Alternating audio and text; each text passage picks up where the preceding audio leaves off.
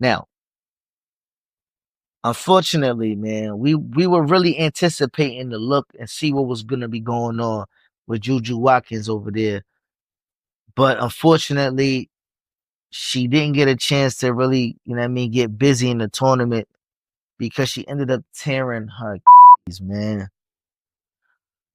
See now, the bigger thing and the bigger question about this situation with her tearing her Achilles is, in the WNBA they let you play your 4 years of college in order to be eligible for the league.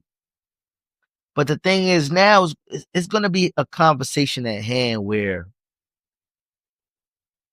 is it time to kind of lift that rule because there is no rush for Juju to really leave college because she's getting paid more in NIL deals right now, currently, than she'll be getting paid in the WNBA, which is kind of crazy and pathetic.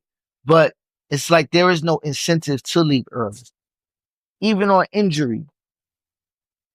I don't think that her name dips any way down off of the injury. I think people want to line up for her first game back. And if she decides not to play another collegiate game and just enters herself into the WNBA draft, guess what? That first game, wherever she ends up getting drafted, will sell out. It's the Caitlin, whatever her name is, effect times 10. Because this chick is must-see TV. She got that stoic Kobe look. She got the mellow mid-range game. She got handles. She got a jumper. She got a little bit of everything. And wherever she ends up is going to be a hotbed for the media. But the only thing is, can the WNBA try to work that finance in between the two where this all actually makes sense? These girls got to get paid. And there's this other league. I forgot what it's called, but it's a 3-on-3 females league. And that's a player in the game right there as well, where they could be paying a little bit more between, you know, the off season and what's the incentives of really running back and going to the WNBA between, except for like historical numbers. But in the same vein, it's like you gotta provide for a family somehow. And if the finances ain't there, is basketball the first choice? Or is basketball in the US the first choice? Because we didn't see a lot of these girls go over there overseas and pick up a couple checks during the off season. But we didn't see some of that not end up too well. Brittany Griner, she ain't never been the same since she's been back. They locked her ass up over there over some goddamn weed in Germany. Sat her down, the president had to come save her ass. You wouldn't have to do all of that if the finances was decent enough for her to continue doing what she wants to do in the United States as a professional athlete. So I think that needs to be revived. And when we're talking about finances, it gets a little bit murky, gets a little bit hairy when it comes to the conversation with Ant Edwards. We know, Ant-Man is propelled to be, the next face of the WNBA. Whether he wants it or not is a whole different conversation. Because he kind of stating that, he doesn't really have interest in being the face of the NBA. But the problem is he out here making babies like it is. So apparently, all right, he had a little situation where he had got a female pregnant. She's older than him. They had a situation. She was, I guess, side piece, or they had a night out on the town, and it ended up that she got pregnant. But the problem with him getting her pregnant, is that he lives in Atlanta.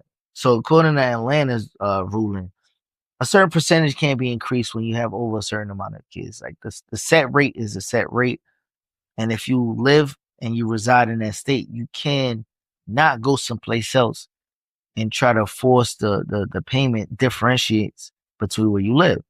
So this female decided that she was gonna go to LA and have this baby in LA to kind of cash in the lottery ticket. But the judge voted like, nah, this is a baby that was, born in Georgia. We can't have this. So the percentage dropped down to extreme amount. And I guess Ann Edwards decided like, oh, you know what? I want nothing to really do with this situation. For the good, for the bad, or ugly. I'm not here to judge, the ruling between what they want to do as parents and how he wants to handle things, but he decided I'm gonna get the bread up front. This is what I'm gonna do. I'm more willing to pay up front. So he paid, I think, over $1 million as a one time lump sum payment. It sounds crazy, but at the same time, it's a little bit fly. And this is why I say this: don't kill me, or y'all can kill me in the comments. I don't care. The thing is, it's like, yo, I'm telling you, I don't want something. You hear I don't want something. It happens, right? Before it goes too far, like, you know what? If you want to go down this route, it's your body, cool. But you can't expect me to be a part of something that I told you off the rip I didn't want to be a part of. All right, cool. So now finances is provided. I give you the finances. You know what I mean? We settle or whatever the court agreement is. All right, cool. But now the onus is on that female to do the right thing with that payment. It's not to go get your nails done, to go get your wigs. It's not for a Maybach truck. It ain't for a Lamborghini Urus. This payment is given in lump sum for this child to be raised and to be financed. Now he's kind of putting it in her bull court, like, I hope you do the right thing with this, because if this thing doesn't go right, this is what you wanted. You wanted the support. You didn't want the relationship between you and the father.